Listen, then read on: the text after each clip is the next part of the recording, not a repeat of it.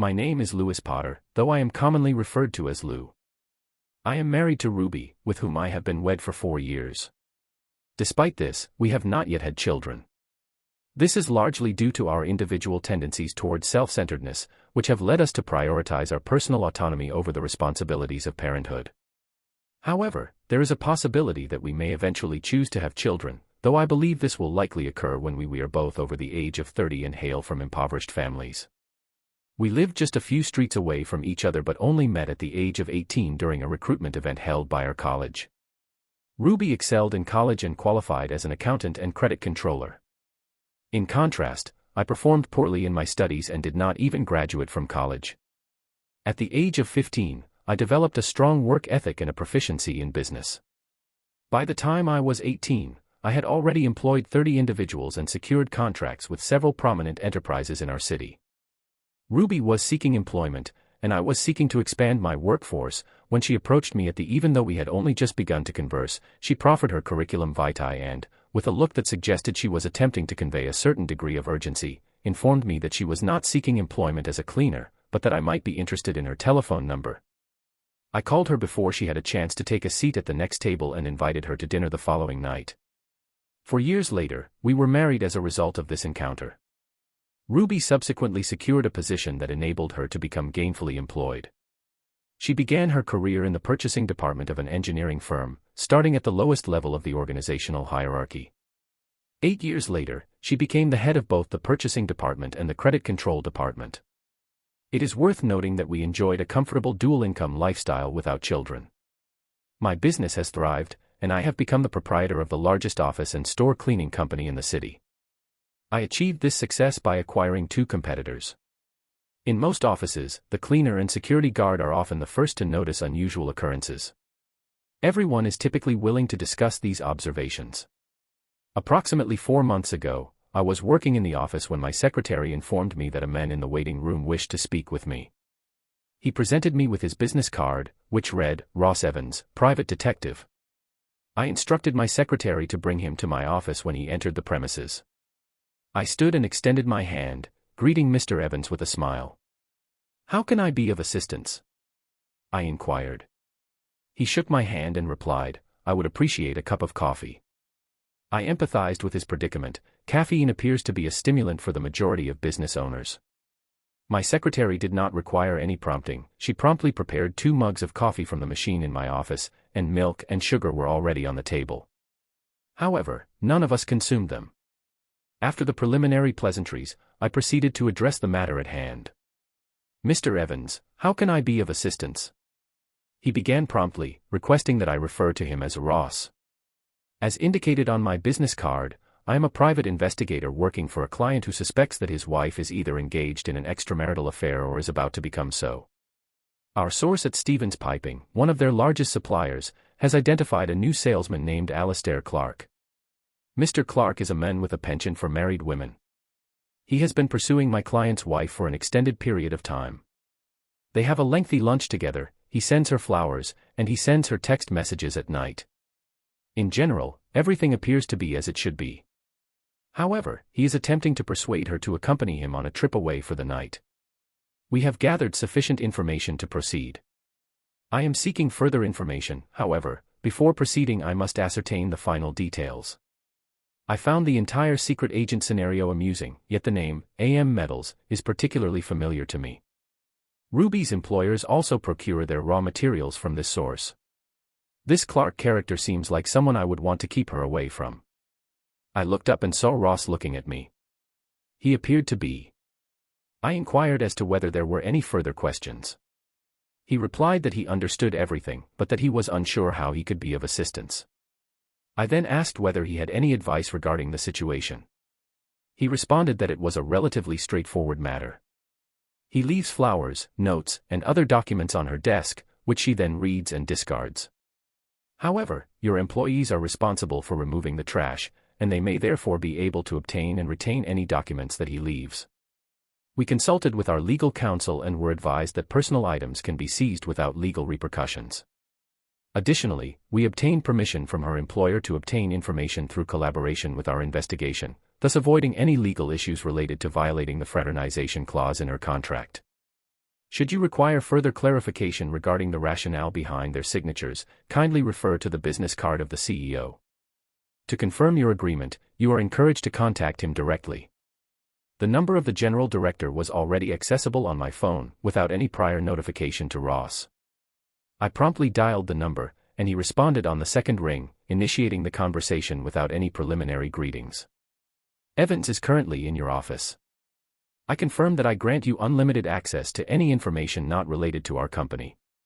My lawyer is currently preparing a letter to this effect, which we will send to you by email.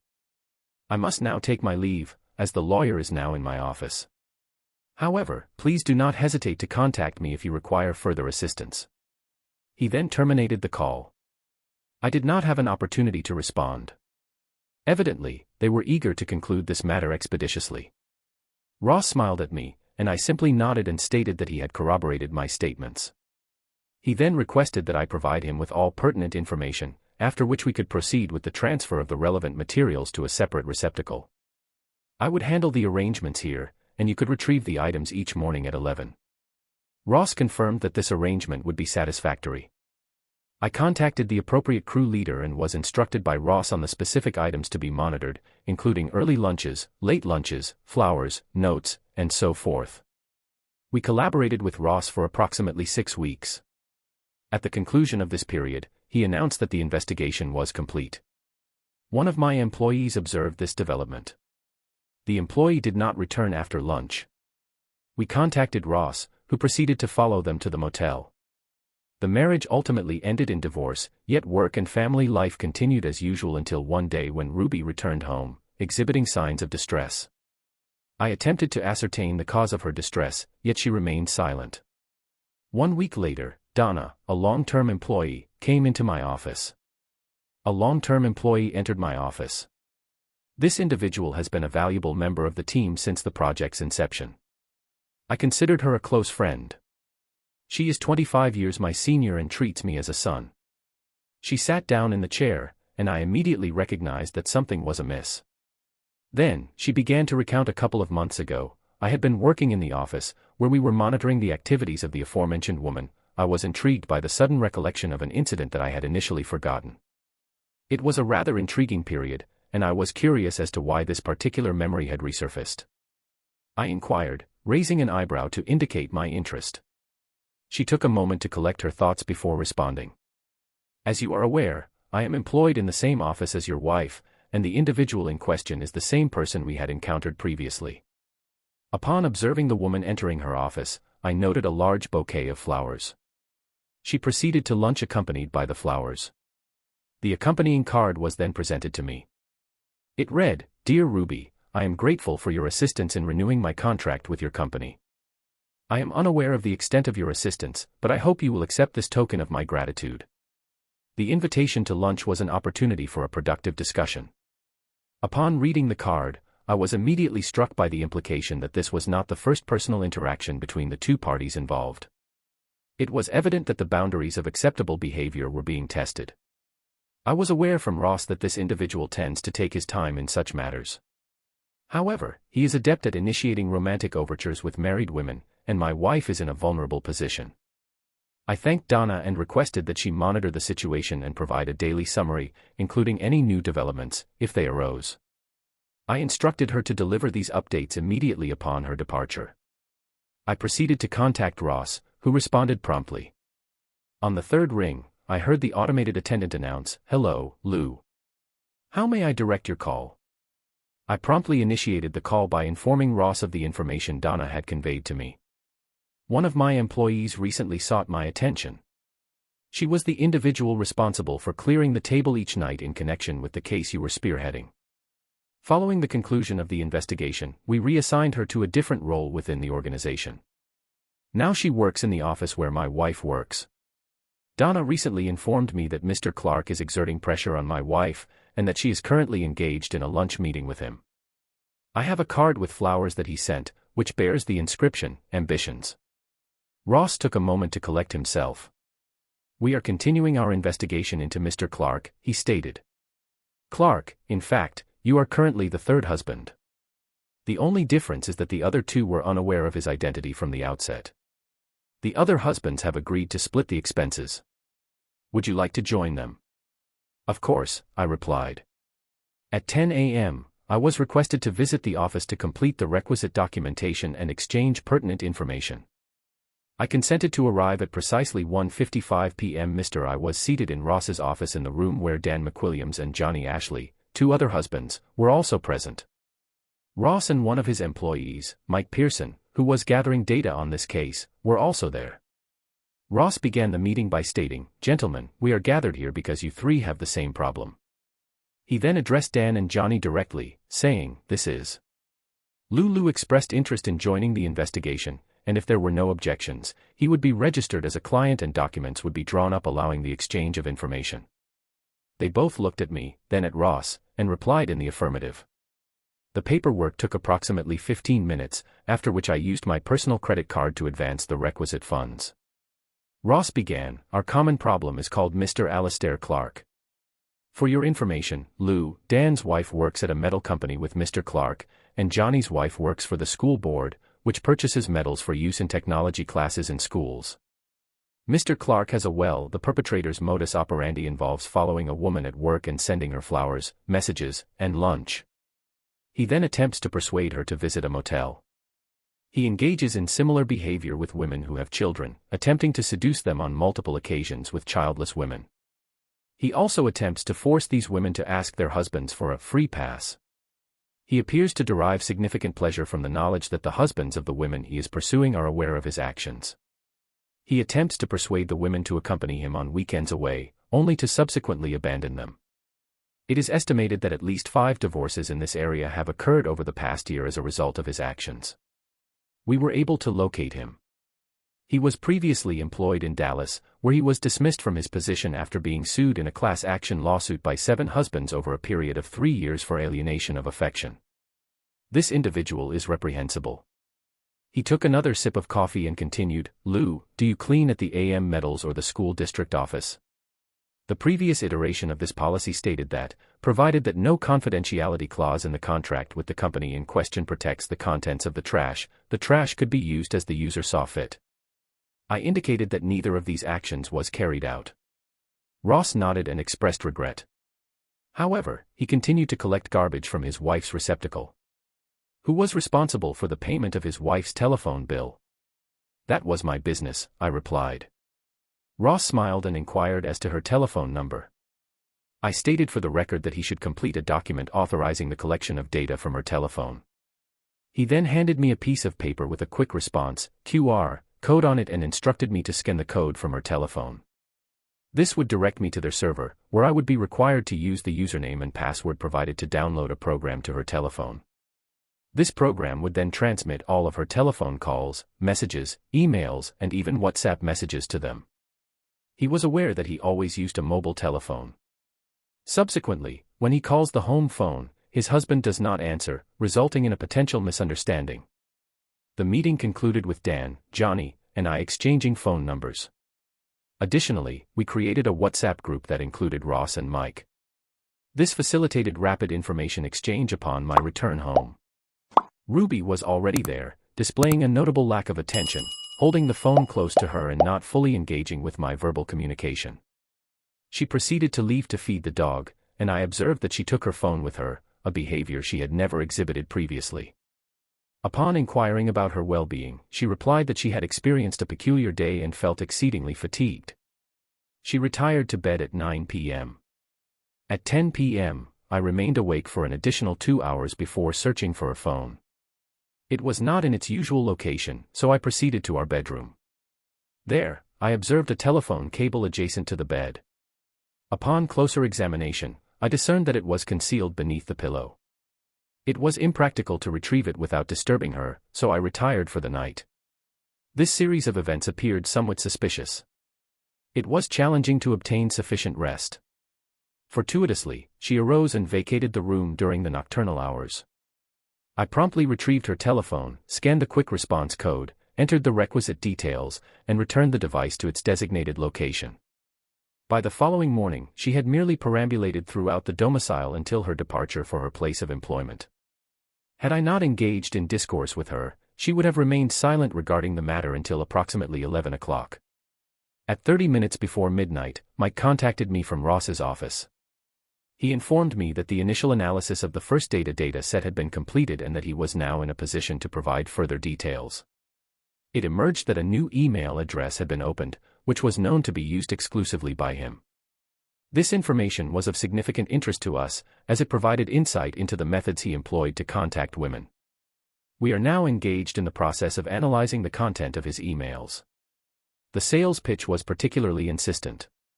He encouraged her to discuss her feelings of exclusivity and the necessity of maintaining a sense of novelty in the relationship.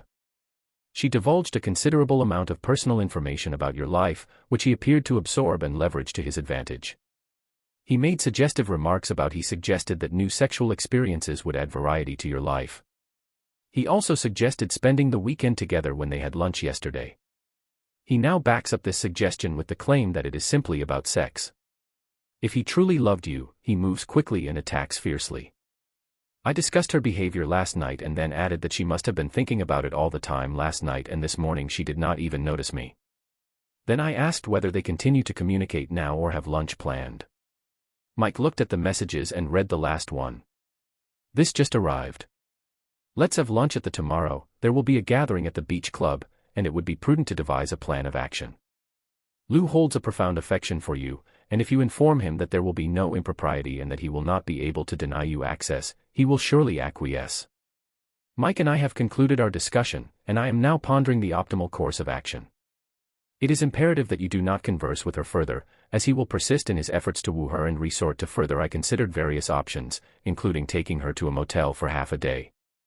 However, I realized that I had to either end this situation or end our marriage.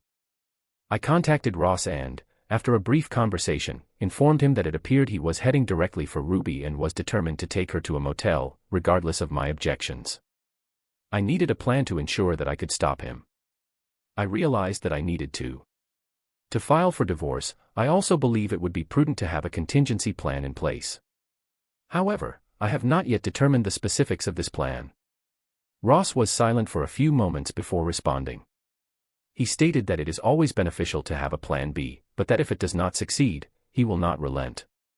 Based on my understanding of this individual and his ego, I believe that he will not let her go without a fight. Therefore, if you are unable to forgive her, then it is inevitable that divorce will eventually become a reality. I will prepare a package of documents for your lawyer, or I can recommend my own. I have already prepared mine. Thank you. He drew up a business agreement and, in the event of a divorce, it is protected by a trust. I replied, I called my lawyer and asked for a meeting. We agreed to meet the next day at 9 o'clock. At 30 minutes past midnight, I entered the lawyer's office. He looked at me with a disapproving gaze. Who changed it? He demanded. I smiled and proceeded to elucidate the situation to him. I sat down, took the cup of coffee that his secretary had placed in front of me, and began. Ruby is going to cheat on me, I informed him. A salesman came to her work and fell for her. She bought it, and now I see no other way out.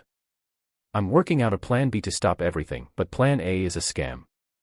We spent the next hour discussing possible. I sought a clean divorce, with the business protected by the agreement and all other matters divided equally.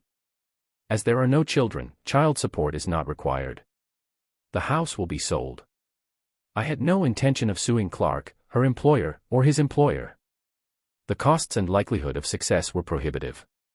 We shook hands, I paid the fee, and left. He will complete all the documents and retain them in the archive, so that I can contact him if necessary. Ruby's mood exhibited fluctuations. One evening, she was highly enthusiastic about spending time with me and expressing affection. The next, she seemed indifferent to my presence. On Friday afternoon, Donna called to inform me that Ruby had received a large bouquet of flowers. The accompanying postcard read, I made up my mind. How about you? While monitoring the WhatsApp group, I noticed that Ross had posted a message. It read, Dan invited her to dinner at the Holiday Inn. We know that he has a number, but the issue has yet to be resolved. I suggest that we convene immediately to halt this situation. I was gratified for Dan, as it seemed that he would ultimately achieve his objective. I had hoped that this juncture was imminent. I was so preoccupied that I failed to maintain control of my hands. I sent a message to the group informing Mike about the flowers and the sentiments expressed in the card. He replied, "I'll check her email now." There had been no developments thus far that morning. 5 minutes later, Mike called. He then terminated the call without hanging up, instructing me to look in your WhatsApp. I accessed the app and discovered a document that Mike had sent me. I opened it and found a confirmation of a reservation at a hotel situated on a lake approximately 30 miles from the city. The reservation was for a double room for the forthcoming Friday and Saturday, and the booking included 2 names, Clark and Ruby. I returned to the phone and stated, "It appears that the situation is unfavorable." Mike responded in the affirmative but then added that the email was even more problematic. He described it as a guide for individuals engaged in infidelity.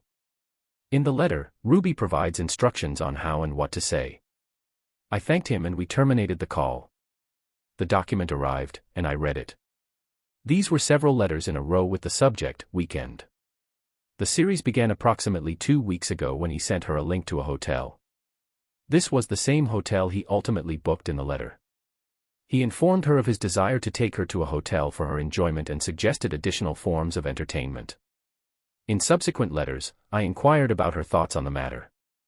This is why I did not allow her to do what would make her happy in the last letter he wrote about the reservation. He also provided a list of things to say and do in order for me to agree. This was a guide to preparing for marriage. It involved cooking a nice dinner the following Thursday, lots of sex throughout the week, and then explaining that it would just have to be sex with him, but he would teach her a lot. I had a lot more experience before we got married. The subsequent dialogue concluded with the words, "If you truly love me," to which she responded in a somewhat evasive manner, yet ultimately left the decision to her. It is uncertain whether Lou will accept this proposition. The weekend was spent in rigorous labor. I was unable to divulge any information I had obtained, yet she was remarkably amiable. We engaged in sexual intercourse on Friday night, Saturday morning, and Saturday night. On Sunday, she took me to bed at midday, and on Sunday evening, we had brief sexual intercourse once more. Ross called at 3, at 10 p.m. on Monday, an update on the email was provided. The news is unfavorable. She recently texted Clark and stated that she will offer it to you on Thursday night. If you decline, she will not proceed, but if you accept, she will do so. He replied that if he becomes nervous, he should remember that requesting forgiveness is easier than requesting permission. I thanked Ross and inquired about to prepare a folder with all relevant materials. He inquired if they possessed photographs of the couple in an intimate setting. I heard the rustling of papers, and he responded, "We have a photograph of them kissing." It is not a passionate kiss, but a kiss nonetheless. I concurred and requested that he place all materials in a folder and include the photograph as the title page. He also agreed to send the entire folder to my lawyer. I informed him that I would send it. I proceeded to contact my lawyer, who was duly warned that he would receive a folder later on. We agreed that it would be presented at the hotel on Saturday morning during breakfast. Refusing to engage in sexual intercourse with her on Monday night, I informed her that I was preoccupied with an important task. I proceeded to attend to my business in my office and subsequently retired for the night at 2 a.m. At 0 hours, she was already asleep. I also slept very soundly and arose at 6 o'clock. At midnight, I proceeded to work, thereby avoiding any potential confrontation with my spouse. The folder was delivered by my courier. I then sat in the office and reviewed it. The seduction technique was evident. My spouse was unpredictable but clearly effective. Ross provided details but did not mention names of at least 7 marriages that he had destroyed in the past 18 months. Additionally, there was a note from Dan in the folder. Upon arriving at the Holiday Inn, Ross joined his wife and Clark at the table. His wife became distressed and fled the restaurant in tears. Ross was compelled to intervene and prevent Dan from assaulting Clark. He then drove Dan home. Ross and his wife sought counseling to determine the viability of salvaging their marriage, given the presence of 3 children under the age of 8. The proposed measure would at least provide them with a period of respite. His wife had left her employment, resulting in Clark being rendered unemployed. As I was reading, my secretary entered the room and looked directly at me, maintaining silence until I became aware of her presence. I began to weep profusely and proceeded to recount the entire narrative to her. Upon completion of my account, she inquired about my intended course of action. I had never smiled so much in my entire life. I was no longer merely her secretary, I was a friend who wanted to help. Furthermore, I noticed something else that I had not noticed before: she was very sexy. She smiled back. I advised her to plan a divorce. If she left with him on Friday, she would file for divorce at the hotel on Saturday morning. There would be no second chances. I had been trying to come up with a plan B to get her to stop, but my head was so foggy I could not think of anything. I attempted to formulate a contingency plan to dissuade her, but my cognitive abilities were severely compromised, preventing me from devising an effective strategy. My secretary, whom I had always addressed as Miss Atwood but who had begun referring to herself as Kathy, offered a suggestion. She said, "What is good for the goose is good for the gander. Why don't you have your own weekend with the girl of your dreams?" I was unable to resist, and I replied, "With whom?" I was aware of the answer before she verbalized it, yet she proceeded to do so, indicating her awareness of my role in this situation. She then proceeded to reiterate the trustworthiness of my role as her secretary, emphasizing that this encounter would be limited to sexual activity and would not affect the stability of her marriage. I suggested she utilize this letter as a template and respond to her advances before she had the opportunity to do so. The simplicity of this approach was noteworthy. However, it would also compel Ruby to confront her own infidelity on Tuesday night. My wife and I had been lacking in affection, which was a source of distress on Wednesday morning. Neither of us was prepared for a brief sexual encounter on Wednesday evening. Things were somewhat less tumultuous on Thursday morning, but only somewhat. Ruby awoke as I was departing the residence. She expressed her displeasure about dinner, but I deliberately ignored her around noon on Thursday. At approximately 2 o'clock, Ross called me and informed me that Ruby had texted Clark that she was preparing a substantial meal for me and would convey the outcome of their conversation.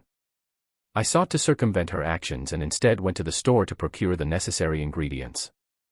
I purchased chicken, potatoes, vegetables, and a bottle of her preferred white wine.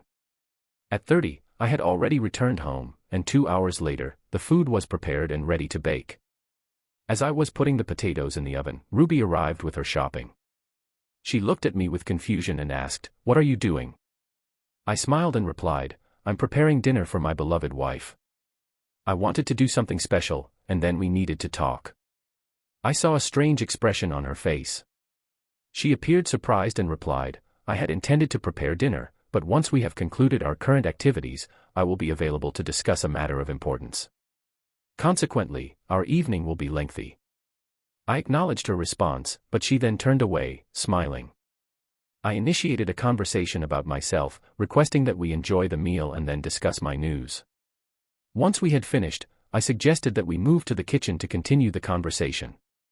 She followed my suggestion, and I had previously placed a folder with a letter containing a list of her excuses on the kitchen table, where I usually sat, covering it with a couple of magazines. I removed the magazines, allowing her to see that I had printed something, but nothing else. I removed the magazine so that she could see that I had printed something, but nothing else. I informed her that I love her and that I would never do anything to hurt her. However, we got married at a young age, and I had limited experience in the past few months. My new secretary, Miss Atwood, also known as Kathy, has been sharing her experiences with me. She has a wealth of stories that I could listen to. For hours now, I have been attempting to dislodge her from my thoughts before you and I settle down for the rest of our lives. I have booked a hotel with her for the weekend. There will only be sexual intercourse and a modicum of my time to release pent-up sexual energy and learn new sexual techniques that you, I, and our future sexual partners will then employ in our sexual activities. This has nothing to do with my love for you and will not affect our marriage. I am telling you this so that you are aware of my intentions. In advance, this will prevent any misunderstanding or suspicion of infidelity. I am aware that you love me and will allow me to spend this one weekend outside of our marriage. This will not affect our marriage in any way." Ruby's face turned red, and it seemed as though she was about to explode. She then stated, "Only over my dead body," and that she wanted this, to quit on Monday morning or we would break up. I was relieved of the tension I was experiencing and burst into laughter, exclaiming that if she could see her face, it would be a picture. I then informed her that everything I had said would be revealed. I closed the folder and handed it to her, and on the front was a photo of her kissing Clark. Her face turned almost gray as she whispered, "You knew and you played a trick."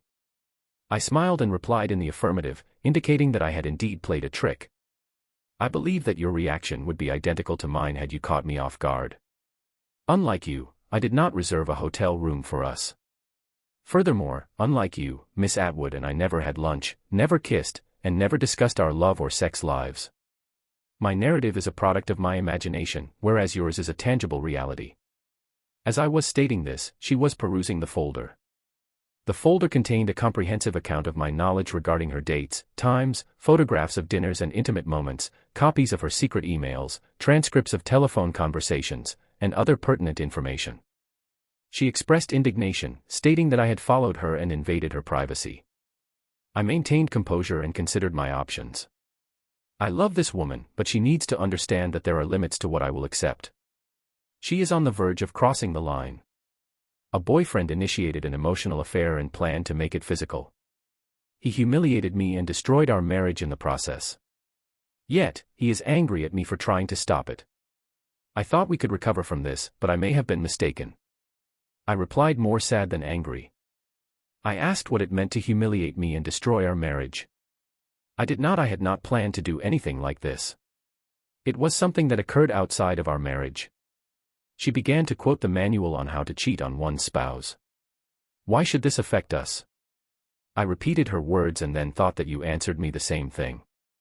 "You said that it was okay for you to cheat, but not for me." She took a deep breath as if about to say something. I raised my hand and added, "There is more. There is no such thing as a free pass. If you go with Clark, it will be considered cheating.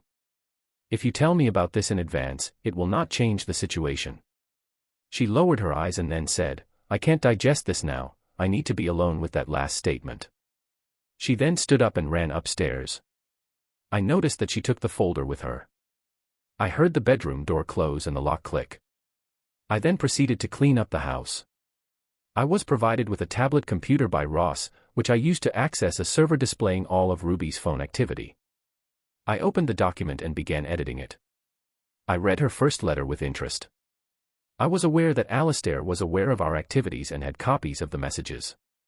When I returned home, he had prepared dinner and informed me of his intentions. I was overcome with rage at the mere thought of him being with another woman. Then, he proceeded to show me the folder, which contained a plethora of information, including the reservation. I was at a loss as to how to proceed. It was evident that Clark did not perceive this as a significant issue. He responded a few minutes later, suggesting that I simply inform him that everything is booked and that I have to do it.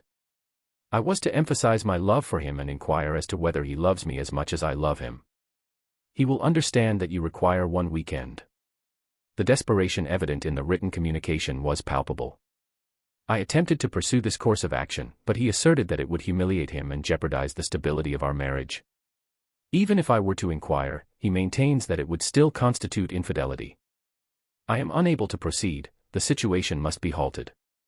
The weekend would undoubtedly be enjoyable, yet I am unwilling to risk compromising the future of my marriage with Lou. He was visibly distraught, having expended considerable effort. Furthermore, financial resources were expended, and he opted to pursue a more ambitious course of action. "Do you believe he will initiate divorce proceedings?"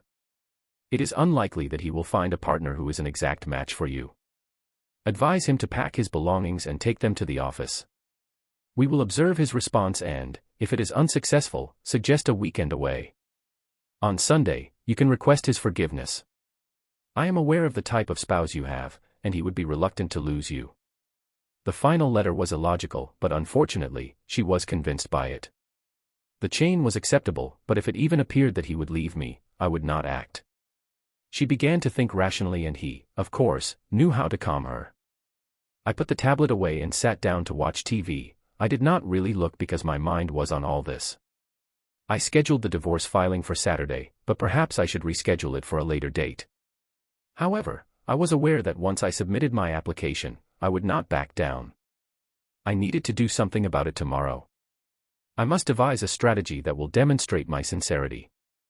I consulted with my attorney and provided him with a comprehensive account of the situation.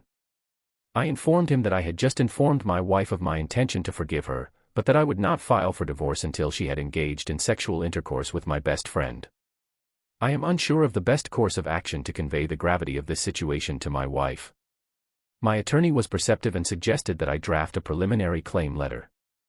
In the letter, it should be stated that the writer is aware that the recipient is going away for the weekend to engage in an illicit affair. Furthermore, the letter should indicate that if the recipient continues this affair, a divorce will be filed on Saturday morning at the hotel. The text will be expanded, but the letter will be handed to the recipient in her office, preferably in Clark's presence. The effectiveness of this approach will be contingent upon the recipient's belief that Clark is a reliable witness. Additionally, the timing of the letter's delivery is crucial. It should be given to the recipient around 11 o'clock to ensure that Clark is present. It was irrelevant whether he was present or not, her employer would be aware of the situation. He was of an advanced age. She is aware that he is a traditionalist and will disapprove of her actions. However, he would be even more displeased if a colleague were to enter the office and cause a commotion an hour later. The lawyer sent me a draft letter, which was perfectly suited to the circumstances. It set forth all the relevant information and explicitly stated that she would be served on Saturday morning. I sent a reply message confirming that I was satisfied with the project. I then checked the tablet. However, there were no further messages between Ruby and Clark, so I retired for the night. I attempted to open the bedroom door, anticipating that it would be locked, but was surprised to find that it was not. Upon entering the room, I discovered Ruby lying in bed, evidently anticipating a romantic gesture from me. I observed her packed bag, which was positioned against the wall on her side of the bed, and took note of it. It became evident that she had made a decision.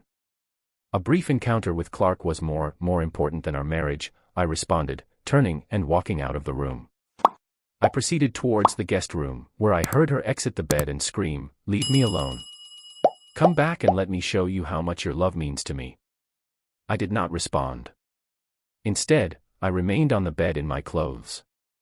The letters had been written by a third party, not in reality, but the bag packed and ready to meet another man was a genuine, tangible reality. The situation evoked a range of intense emotions.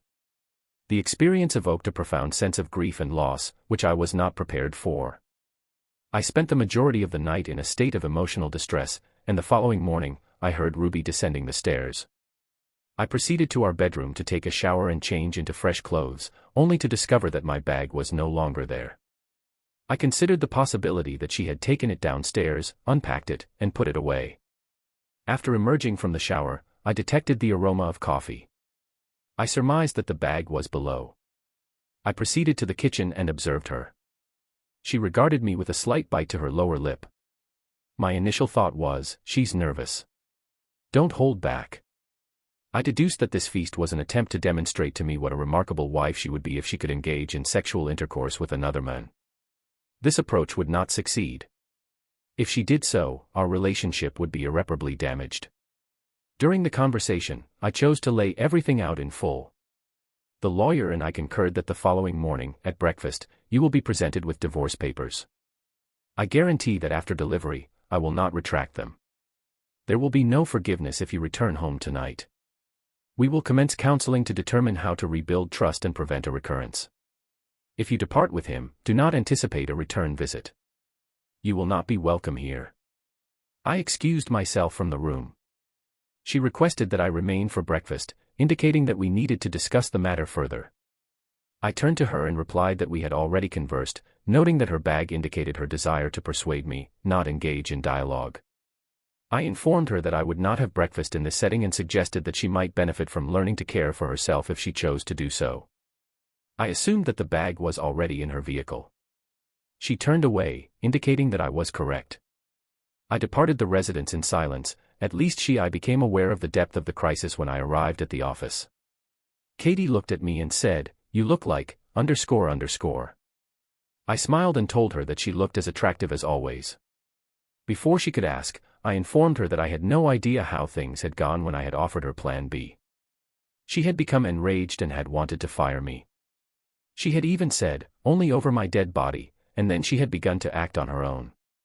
This morning, I took my weekend bag with me at 11 in the morning. She will be given a letter from me with an order. It remains to be seen whether this will provoke a reaction. While I was talking, Katie was making coffee. She handed me a cup and replied, "I hope she comes to her senses." It is unlikely that she believes this is normal behavior for her, but not for you. I smiled sadly in response. I proceeded to sit down at the table. The day was not productive. Shortly after 11 a.m., my cell phone rang. It was Ruby. I could barely understand her words through my tears. Are you serious? Are you actually going to divorce me? Obviously, she has convinced herself that I wouldn't do it. I simply replied without hesitation, if you cheat on me. Treason is defined as the violation of a contract. It is clear that you would initiate a divorce if I were to engage in infidelity. The response was so faint that I barely heard it, but it was an unequivocal affirmation. She then cleared her throat and asked if I would return home to discuss the matter. I replied that I would be there in 20 minutes. I then proceeded to return home and prepare. The aroma of freshly brewed coffee and bacon, prepared by the woman in question the previous morning, lingered in the air. Before partaking in the meal, I opened the kitchen window to allow the scent to dissipate. The woman arrived at the residence approximately 10 minutes after my arrival. I was already preparing coffee for the entire household when she arrived at the door. She was holding an envelope from the lawyer in one hand and she was carrying a weekend bag, which she placed on the ground outside the door. She appeared to be frozen in place. It seemed as though she wanted to rush to me and hug me, but she was unsure if I would allow it. I proceeded to carry the coffee to the table and sat down, motioning for her to do the same. My first words were a question: are you going to the hotel or not? How could you even inquire about this after you sent this? Of course I'm not going. I love you. I want to be with you. I know that you will never allow this, so everything is cancelled now. Do we need to fix our marriage or will I still be served? She asked, sitting down opposite me and resting her chin on her chest. I gazed at her and, leaning across the table, lifted her chin so that she was looking at me. I stated, you will only be served if you are at the hotel. No hotel, no service. However, our marriage has suffered greatly, so this is what will happen first in my presence. You will call Clark. I want to hear you tell him that everything. If the cancellation is to be honored, then the personal email account in question must be disabled and deleted. Furthermore, the individual in question must inform their superior of the situation and request that Clark be prohibited from entering the office premises. Following this, a consultation will be scheduled to determine the underlying reasons for the individual's actions and beliefs. She was instructed to comply with the aforementioned conditions and to provide suggestions on how to rebuild trust. As she was speaking, her phone rang. It was Clark. She put the phone on speaker and I heard him ask where she was. She replied that she was at the hotel reception waiting for him and that she was eager to see him. She took a deep breath and let it out slowly. She then informed Alistair that she was home with Lou. His words were a profound shock to me. If I proceed with you, my marriage will be irreparably damaged. I am sorry, but you are not worth the risk. That is why I am not going. His rage was palpable. You are an unwise individual. You are aware of the considerable effort, time, and resources I have invested in you. Now, you are leaving when the weakling behaves like an offended party. Child, you are just a dynamo, he said. You have these words, and you know what they mean. Ruby saw him for what he was, a slime. She deactivated and deleted the mailbox, a task that proved more difficult than she had anticipated. However, she completed it within an hour. By the time she had finished, her boss was at their door, accompanied by the HR manager. HR manager Mvin Woods commenced by stating, Ruby, we are aware of the events that transpired today. To say that we are displeased is an understatement, but we are here to provide you with an opportunity to retain your position. Please, tell me what transpired. She procured a tissue and dabbed her eye before beginning. As you are aware, approximately 3 months ago, the account was taken over by a new Almatal's sales agent, Alistair Clark. Prior to this, I was responsible for this account, and he came to me almost every day. At first, I was unaware of his intentions, but he soon began to flirt with me, complimenting my dress, hairstyle, and even my smile. He then proceeded to discuss the physical attributes of my body, specifically my buttocks. I had previously been unaware of the extent to which I had become susceptible to his advances. I allowed myself to be convinced by his assertions and began wearing more revealing attire. He sent flowers and chocolates, and then invited me to dinner. I accepted his invitation, and he proceeded to inquire about my personal life, including my marital status and eventually my sexual history. He then began to make suggestive remarks. He began to disparage my husband, stating that he was unworthy of me.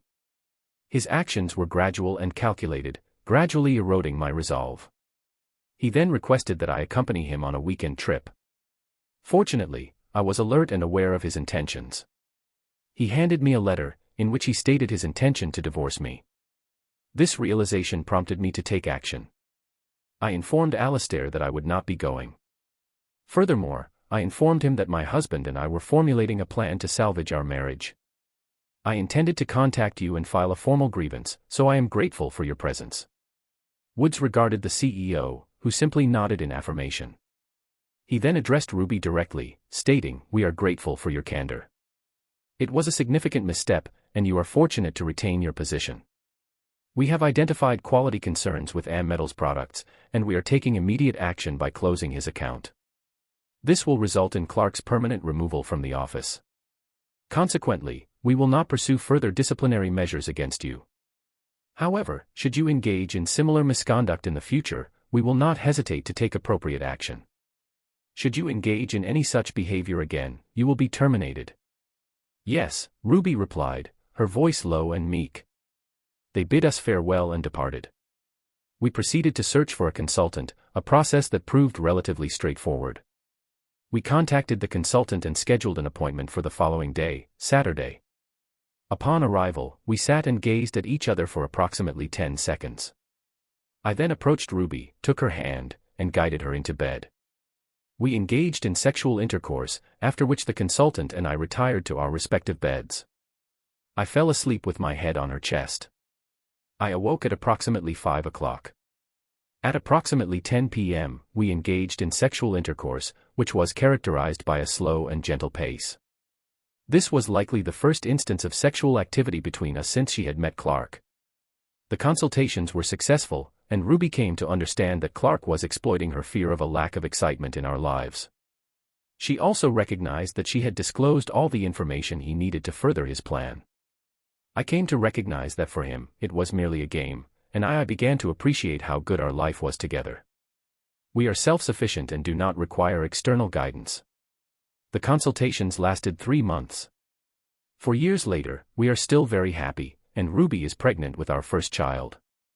As for Mr. Clark, he was at our local shopping center and had a very bad fall while walking down the stairs into the parking lot. The circumstances of the fall are unclear. It is worth noting that on that particular day, there were at least 5 husbands present at the shopping mall who were not particularly fond of Mr. Clark. To avoid detection, we all wore similar attire, including black clothing and baseball caps. This allowed us to blend in with the crowd and avoid being identified. To further ensure our anonymity, we proceeded to take turns sitting at the table. This involved one individual rising from their seat, returning, and then rising again. This pattern continued until it was impossible to determine who was present and who was absent.